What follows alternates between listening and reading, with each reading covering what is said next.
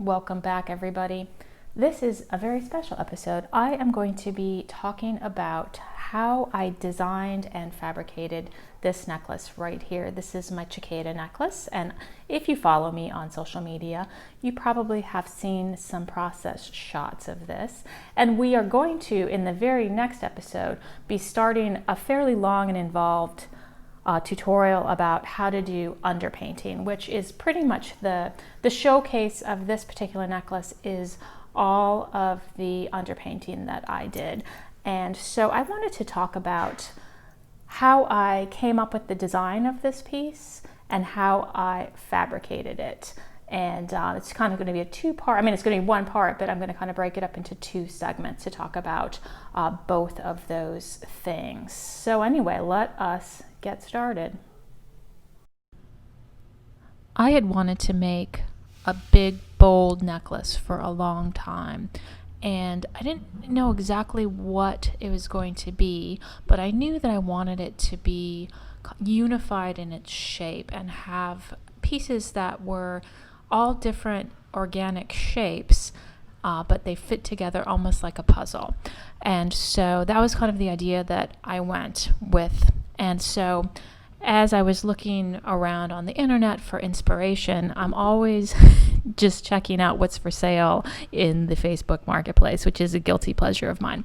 Anyway, I came across this necklace. I didn't even buy this necklace. It was only $10. But what struck me about this particular necklace was I really was intrigued at the way the pieces fit together. There were two shots on the for sale thing, one of the back as well, of how it all joined together in a really kind of simplistic manner. And so I didn't buy the necklace, but I wish I had just to have it. But I took these two photos, and this was the very first inspiration that I had for this piece. So not really knowing what direction I wanted to go, I brought that photo into Illustrator and I spent some time tracing the shapes. And you can see that I really was intrigued with the main shapes in the front. But I added a little bit. I didn't like how it kind of curled up, and so I kind of wanted it to come to more of a point, and so I added some detailing on the bottom, and I also just went off the reservation a bit on the farthest pieces. It took a long time to do these tracings, but I was really excited about how these separate pieces fit together. The second goal that I had with this piece was I really wanted to incorporate using an underpainting in this piece. I had never done before this year any kind of underpainting. I had discovered it when I was making this travel sample set. I used P3, it's an underpaint, to put the names and the numbers of the colors for each sample on the back instead of using stickers or some other less permanent. And I really had fun making these little samples. And so after I did these samples, I experimented a little bit. I made two little pieces. I'd had like a little wing that I'd put on backwards, and so I made a little piece with that I really liked. It had kind of a gothic feel. I thought I might want to incorporate purple into this piece as well. And so I also, before I made this big piece, I also did a larger piece with a dragonfly that used the underpaint technique, and I felt that it came out really well. So I knew I wanted to do that, and I had an idea that I wanted to do something kind of purple and gothic-y. Here's another little piece that I had made. Doesn't have any underpainting in it, but I liked the colors and I kind of liked a little bit of whimsy, and so that's where I wanted to go with this. So I went back and forth between drawing, because you can get a lot of designs out easier with pencil and paper for sure than to spend a lot of time fussing in Illustrator. So I kind of took the whole design into a gothic direction, and you can see here are some of the sketches, and I did a lot of kind of crazy things as well.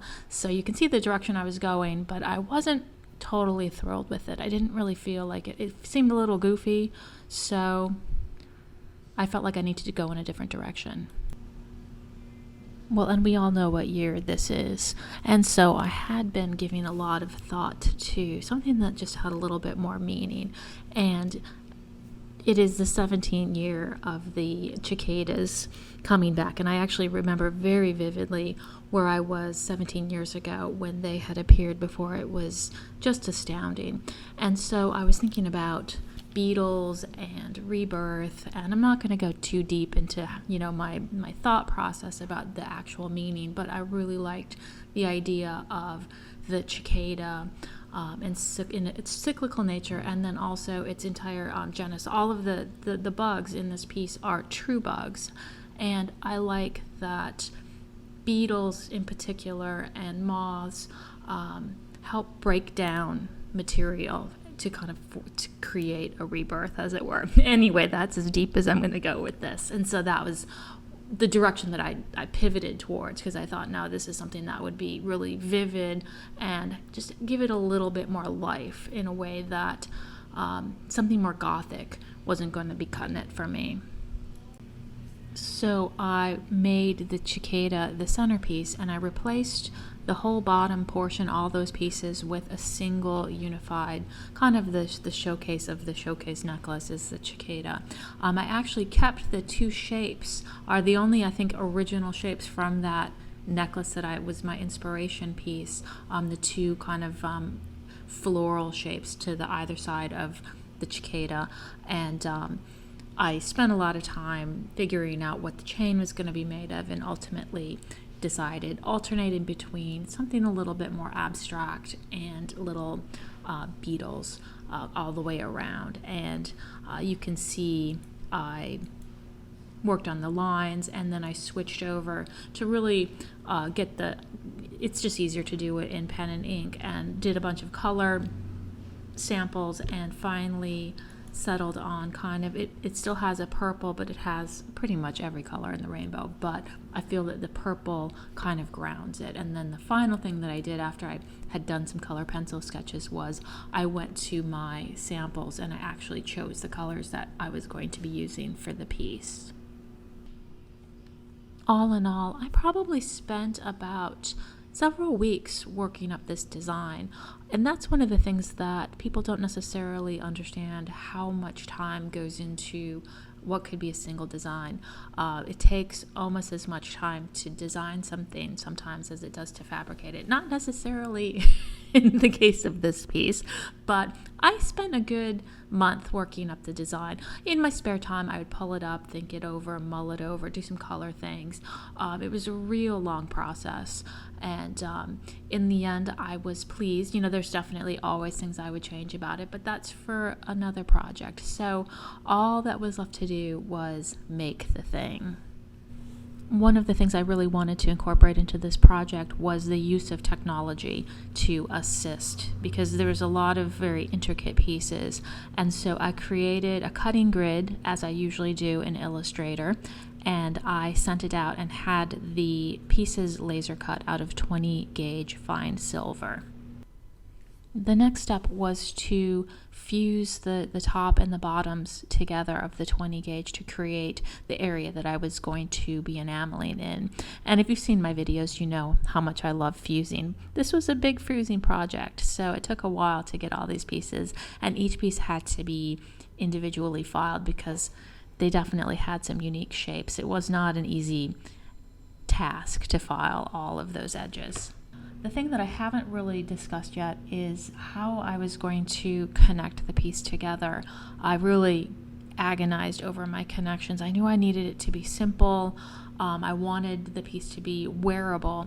And so I initially was going to do a hanging, the whole piece was going to be very loose, and the connectors were going to, but I realized that the problem with that is the main portion of the necklace was prone to maybe twisting or hanging in a way that I wasn't going to like. So I determined that the 5 pieces that formulated the main body of the necklace were going to have connections that were not flexible, so it would feel like one piece. and I really wanted it to seem kind of seamless. I didn't want it to be clunky, and so I decided that a really nice way to have the pieces held together would be through the use of tube settings with different colored stones that would bring out the colors of the piece. And so I fabricated some little, I guess they'd be just little connectors with the intention, and then I soldered on little bits for it to attach to. Super scientific, I know. And I don't have a lot of photos of this, so I apologize that I was thinking this through so much that I didn't think to take as many pictures as I should have. The wires on this piece were actually not that complicated because most of the details on this necklace were going to be conveyed through the use of the underpainting. The wires here are 24 karat gold, and they just needed to be pretty specific because I wanted them to highlight what was going to be happening with the painting underneath. After I had done my counter enameling on the reverse, I started with my painting. I used a product called P3, which is an underglaze, and I painted directly onto the bare silver. I will be doing a very elaborate tutorial about this process, so if you're really interested in learning about how to use this underglaze, definitely check out my next video because it's going to go into much more detail than I am going to go into right now. But I did all of the pieces, and once I had the underglaze on, I coated it with a thin coat of enamel on top and am preparing to attach my wires. Attaching the wires was pretty straightforward. The only thing that I ran into was I did have to make some adjustments based on the actual painting that I had done because I was freehanding. I went a little crazy with the painting, and so I had to adjust some of my wires so they would conform to the drawing that I had done on the piece. And we all know that the best part about enameling is doing the color because I love color, and I had a lot of fun with this. The challenge to doing an undercoat is you need to have a really nice clarity to your enamels. So I washed my enamels extra well because I didn't want there to be any cloudiness. I wanted you to be able to see straight through the color, and the painting would come alive underneath all that color. And you can see, although it seems like all the colors in the world, this is actually a fairly restrained palette. I know it seems like a lot, but I'm using the purple as a balance, as a foil to the other vibrant colors. Anyway, here are just some more pictures of that process. And here's a picture of the grinding and polishing process. And yes, for some reason I only took a single picture of this, but rest assured there were many hours of grinding and polishing that went into this piece. Assembling the necklace was actually pretty straightforward. I riveted the gemstone connectors to the main body and then used my arc welder to close the jump rings on the movable parts of the necklace.